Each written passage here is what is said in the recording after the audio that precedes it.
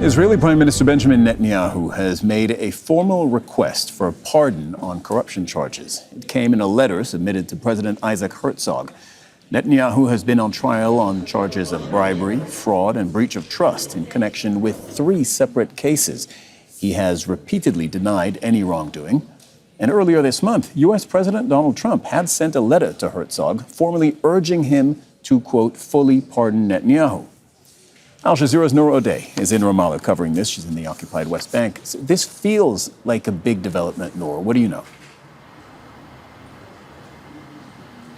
It is a big development. Let's just remember, Cyril, Benjamin Netanyahu is the first sitting Israeli prime minister in the history of the state to face charges and trials while still in office. And this has been hugely controversial. The prime minister of Israel submitted, along with his lawyer, a 111-page petition, if you will, to the Israeli president, along with a signed letter from Netanyahu asking for a pardon, focusing not so much on admission of guilt, which is required, but more about the need for the Israeli prime minister to wipe the slate clean, to have enough freedom and time to deal with all of the developments in the region and all of the challenges, as some of the reporting on that long petition that we've been reading says. So this is something that the Israeli president now has to deal with. He's sent it to the Ministry of Justice. He'll be waiting to hear from all the legal departments concerned, and then he has to make the decision knowing full well that Donald Trump is watching, because he had formally, directly asked Herzog to fully pardon Netanyahu. Nour, you mentioned something I had actually forgotten, that requesting a pardon requires admission of guilt. Did Netanyahu just admit guilt? Well, indirectly. I mean, technically, legally, of course, he is innocent until found guilty. And usually, most of the time, petitions like this are filed to the Israeli president after a guilty verdict is passed. This is unusual in all of the circumstances surrounding it. Netanyahu doesn't want to completely admit guilt, but he wants to wipe the slate clean. He does not want to continue going to the court every day and having to pull a stunt every other day to get out of the hearings early. And so this is something that is a top priority for Netanyahu and his allies in the Knesset. And Nour, Netanyahu faces multiple legal challenges beyond the one main corruption trial that makes most of the headlines. Is he asking for a pardon for everything? Yeah, he wants a legal and political rebirth, if you will, Cyril.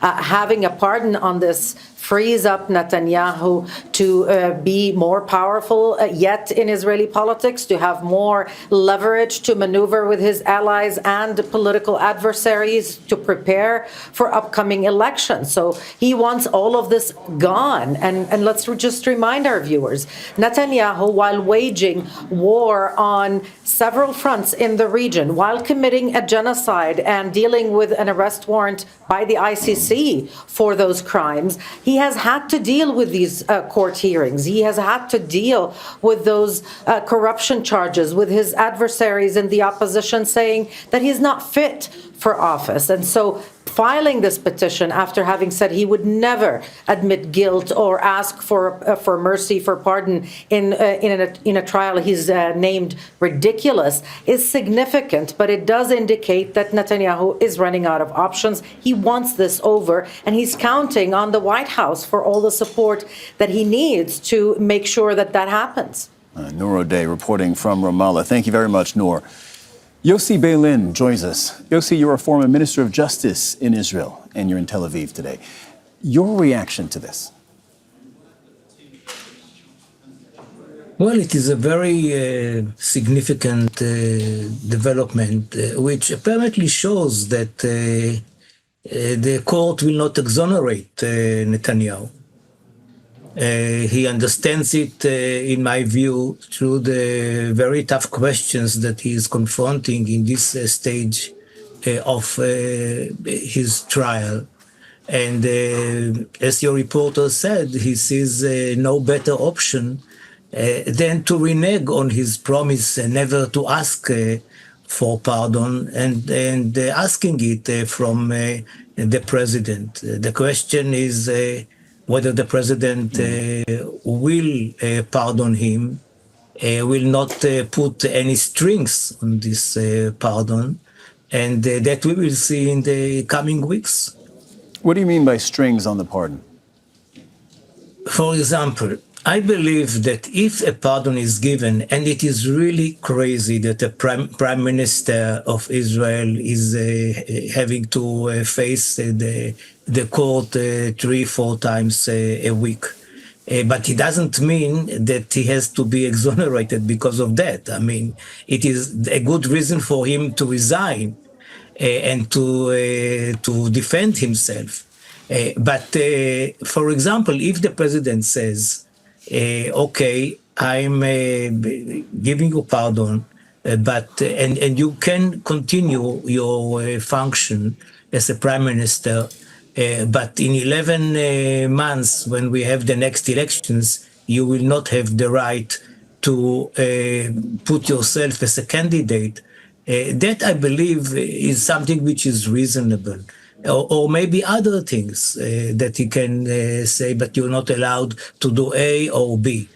Just to tell him you are free, especially since he is not admitting any crime. He doesn't, by the way, you said before that in order to get a pardon, you have to admit that you breach the law. This is not the case. This is the norm. In most of the pardons, the person who is facing the trial is saying, yeah, but I admit that I did something and I ask for your pardon. But it is not the law. So the president may free him even if he is not admitting anything. But I must say that looking at his letter to the president, he portrayed himself as a kind of a Jesus. I mean, he is taking upon himself all the heavy burden of going to the trial and asking for stopping this trial, although he would have otherwise preferred to prove his innocence, which I believe is nonsense. Yossi, you've been in government. You know Israeli politics. Do you think Benjamin Netanyahu would ask for a pardon if he didn't think he'd get it?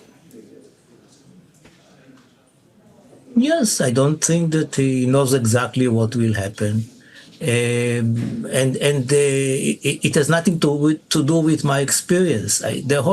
The whole situation is so unique. It never happened before that a prime minister has to appear in trial for bribery. It's really awful, really awful. Any other person, I presume, would have resigned immediately once he knows that he has to go through this process and is indicted. But Netanyahu did not do that and believed that he could drag the trial for a long while and to be prime minister and to testify in the trial, and he can't do that. It is impossible, and this is why he is doing it. I'm not sure that he got any promise that if he asks for it, he will get it. And the involvement of President Trump is very strange. I mean, Yossi, pause there for a system. second. This is where I wanted to take you. You remember, of course, that this whole conversation about Benjamin Netanyahu possibly asking for and possibly receiving a pardon was given new life when the U.S. President Donald Trump addressed the Israeli parliament, the Knesset. I want to listen to it together. I have an idea. Mr. President, why don't you give him a pardon? Give him a pardon. This was some 6-7 weeks ago. I remember when we listened to this, I think our jaws collectively dropped because it's not something that you do, go to a foreign country's parliament and then interfere in domestic affairs, ask for the president to pardon the prime minister. Do you think Donald Trump really has an influence over this? At least Netanyahu thinks so, because his letter begins with the request of President Trump. It's a shame. It's a shame. I mean, Israel is a democracy with all its flaws. It is a vibrant democracy. And a president of another democracy, which is also a flawed democracy, cannot tell us what to do in such cases. Yossi, if you had to guess, do you think Netanyahu gets the pardon? I hope that he will get it, and but there will be restrictions, like what I said. Like you can be a prime minister, you can continue as prime minister for the next 10 months, and then you cannot run for in the next elections. Former Minister of Justice in Israel, Yossi Beilin, thank you very much for joining us on the Al Jazeera News Hour. Thank you. Thank you for having me. Don't miss out. Get the full picture. Subscribe to Al Jazeera for reliable news, expert insight. Like, share, stay ahead.